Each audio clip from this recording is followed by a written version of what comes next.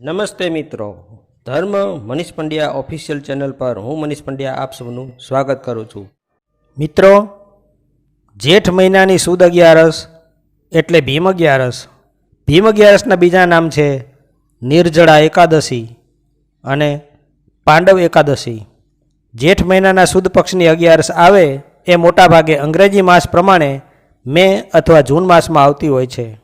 ભીમ અગિયારસ તેને શા માટે કહેવામાં આવે છે એ આપને પહેલાં ટૂંકમાં જણાવું કે મહાભારતમાં ભીમને ભૂખ બહુ લાગતી.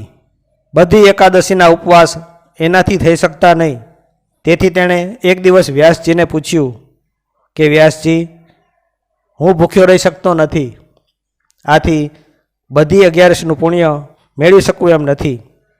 ત્યારે વ્યાસજીએ તેને કહ્યું કે જો તું વર્ષની બધી 24 એકાદશી કરી શકતો ન હો તો જેઠ માસની સુદ એકાદશીનો એક ઉપવાસ કરી લેજે, જેનાથી આખા વર્ષની બધી જ એકાદશીનું ફળ તને મળી જશે.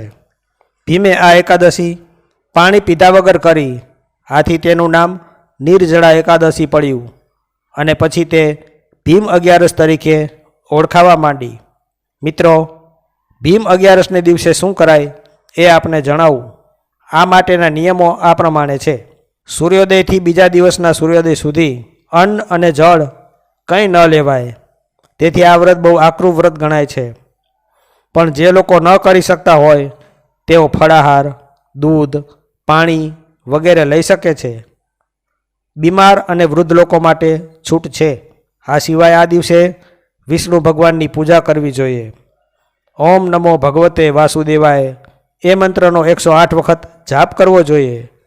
તેમજ વિષ્ણુ સહસ્ત્ર નામનો પાઠ કરવો જોઈએ. આ દિવસે જલ એટલે કે પાણી, છત્રી, ચંપલ, પંખા, તરબૂચ, કાકડી વગેરેનું દાન સૌથી શ્રેષ્ઠ માનવામાં આવ્યું છે. આ બધી વસ્તુઓ ગરમીમાં રાહત આપનારી છે. રાત્રિના સમયે ભજન કીર્તન કરીને જાગરણ કરવાનું હોય છે.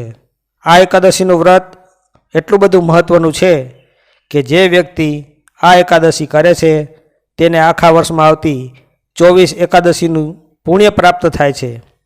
આથી આ વ્રત 24 એકાદશી બરાબર ગણાય છે. તેનાથી બધા જ પાપ નાશ પામે છે અને મોક્ષની પ્રાપ્તિ થાય છે એવી માન્યતા છે. આ એકાદશીને મહા એકાદશી પણ કહેવામાં આવે છે, કેમ કે જેઠ મહિનાની કાળઝાળ ગરમીમાં પણ પાણી વગર ઉપવાસ કરવામાં આવે છે. તેથી જ આ એકાદશી મહા એકાદશી કહેવાય છે. આ એકાદશી વિશે પૌરાણિક કથા આપને વિગતે કહું કે પદ્મ પુરાણમાં એવો મત દર્શાવવામાં આવ્યો છે કે પાંડવો એકાદશી કરતા પણ ભીમથી ક્યારેય ભૂખ સહન થઈ શકતી નહીં. ભીમને સતત ખૂબ બધું ખાવા જોઈતું. આથી ભીમે વ્યાસજીને કહ્યું કે વ્યાસજી, હું એક દિવસ પણ ભૂખ્યો રહી શકું તેમ નથી, કારણ કે મારા પેટમાં વૃક નામનો અગ્નિ બળે છે. મારા માટે કોઈ ઉપાય બતાવો.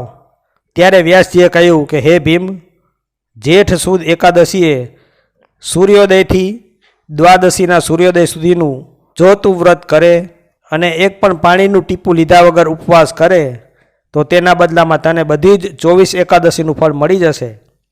ભીમે આ આકરું વ્રત કર્યું અને તે મૂર્છિત થઈ ગયો.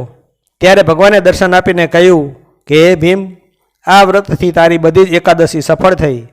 આથી નામ પડ્યું ભીમ એકાદશી એટલે કે ભીમસેની એકાદશી. મિત્રો, આ વ્રતની વિધિ શું છે એ જણાવું. દસમની સાંજે જ એકટાણું કરવું, લસણ ડુંગળીનો આહાર ન લેવો, માંસ, મધ, દારૂ વગેરેનો ત્યાગ કરવો, બ્રહ્મચાર્ય પાળવું. બીજા દિવસે એકાદશીનો સવારનો સૂર્યોદય થાય એ પહેલાં ઉઠીને સ્નાન કરી લેવું અને આ પ્રમાણે સંકલ્પ કરવો. મમ સકલ પાપ અક્ષય પૂર્વક શ્રી વિષ્ણુ પ્રીતયે નિર્જલ એકાદશી વ્રતમ કરીશીએ. દિવસ દરમિયાન નિર્જળ ઉપવાસ, વિષ્ણુ ભગવાનની પૂજા, ગીતાજીનો પાઠ, વિષ્ણુ સહસ્ત્રનામ અને રાત્રિ જાગરણ કરી અને ભજન કીર્તન કરવાના હોય છે. દ્વાદશીએ સૂર્યોદય પછી પારણું કરી બ્રાહ્મણને જમાડી દક્ષિણા આપી જલદાન કરી પછી જળ પીને વ્રત છોડવું. પારણાનો સમય દ્વાદશીની તિથિ સમાપ્ત થાય એ પહેલાં પારણું કરી લેવું જોઈએ. આ દિવસે શું ન કરવું જોઈએ એ આપને જણાવું, જેને શાસ્ત્રોમાં નિષેધ કયો છે. આ દિવસે અન્ન જળ લેવા ન જોઈએ, કંઈ પણ ખાવું પીવું ન જોઈએ, કોગળા કરતી વખતે પણ પાણી ગળામાં ન જવું જોઈએ. ભીમ એકાદશીએ દિવસની ઊંઘ ટાળવી જોઈએ, એટલે કે આ એકાદશીએ દિવસે સૂવાથી વ્રતનું ફળ મળતું નથી. આ દિવસે વાળ કે નખ કાપવા ન જોઈએ. દસમથી દ્વાદશી સુધી વાળ નખ કાપવાનો નિષેધ દર્શાવવામાં આવ્યો છે.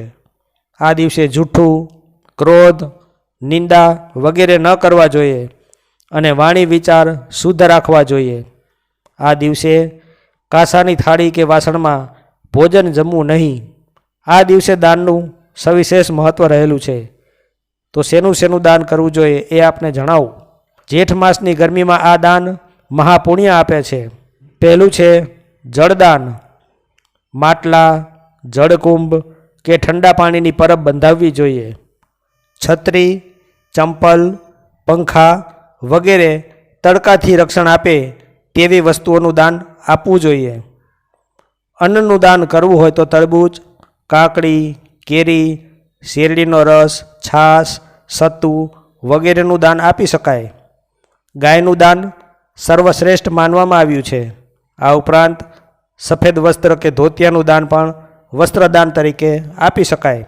સ્કંદ પુરાણમાં એવું કહેવાયું છે કે જે આ દિવસે જળદાન કરે છે તેને ક્યારેય યમયાતના ભોગવવી પડતી નથી.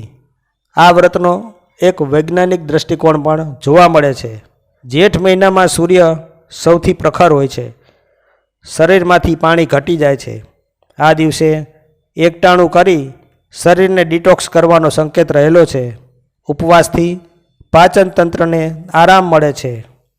બીજા દિવસે સવારે પારણું કરી લેવાથી શરીર ફરીથી રિચાર્જ થઈ જાય છે.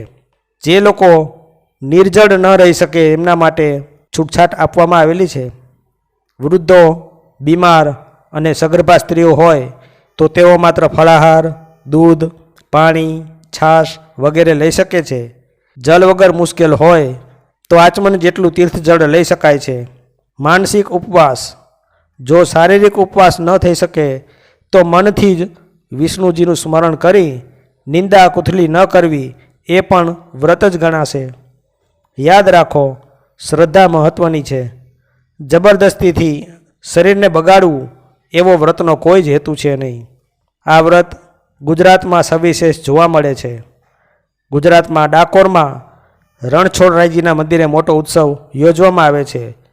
હજારો લોકો નિર્જળા એકાદશી કરે છે. દ્વારકા ખાતે જગત મંદિરે 24 કલાક અખંડ કીર્તન કરવામાં આવે છે અને ઘેર ઘેર સાંજે ઠંડા પાણીની પરબ અને છાશ વહેંચવામાં આવે છે. આ વ્રત કરવાથી 12 કરોડ એકાદશી કર્યા બરાબર પુણ્ય મળે છે અને બધા જ પાપ બળીને ભસ્મ થઈ જાય છે, એમ બ્રહ્મ વૈવર્ત પુરાણમાં કહેવામાં આવ્યું છે. તો મિત્રો, જો આપને આવા વિડીયો પસંદ હોય, આપને આવી ધાર્મિક વાર્તાઓ પ્રસંગો સાંભળવા ગમતા હોય તો આ ચેનલને લાઇક, શેર અને સબસ્ક્રાઈબ કરજો. ધન્યવાદ.